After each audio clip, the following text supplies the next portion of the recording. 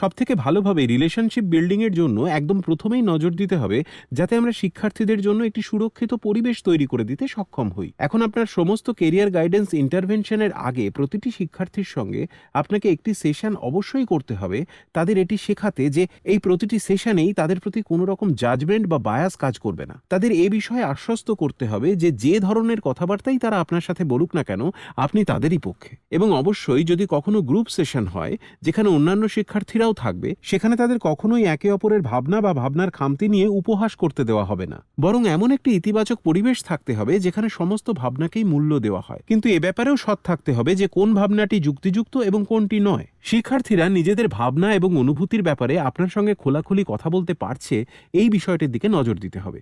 বাকি শিক্ষার্থীদেরও একে অপরকে সম্মান করতে শেখাতে হবে, তা সে যে ধরনের চিন্তাভাবনার মধ্যে দিয়েই শিক্ষার্থীটি বর্তমানে যাক না কেন। তাহলে শিক্ষার্থীদের এই বিষয়ে আশ্বস্ত করতে হবে যে এই জায়গাগুলি তাদের নিজস্ব জায়গা, যেখানে তারা মুক্ত মনে তাদের চিন্তাভাবনা, অনুভূতি সকলের সঙ্গে খোলা মনে শেয়ার করতে পারবে।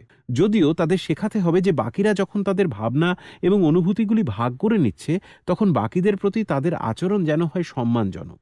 এবং শেষে এগুলি হলো এমন কিছু অভিজ্ঞতা যা থেকে শিক্ষার্থীরা এমন কিছু লাইফ স্কিল শিখতে পারে যাতে তারা সেলফ রেগুলেটিং অ্যাডাল্টস হয়ে উঠবে। শিক্ষার্থীদের এ ব্যাপারেও আশ্বস্ত করতে হবে যে কেরিয়ার গাইডেন্স ইন্টারভেনশনে তারা যে কোনো রকম শারীরিক এবং মানসিক হিংসা থেকে মুক্ত থাকবে এবং যে কোনো ভাবনা ভাগ করার ক্ষেত্রেই তারা কোনো খারাপ বা কঠিন প্রতিক্রিয়া পাবে না।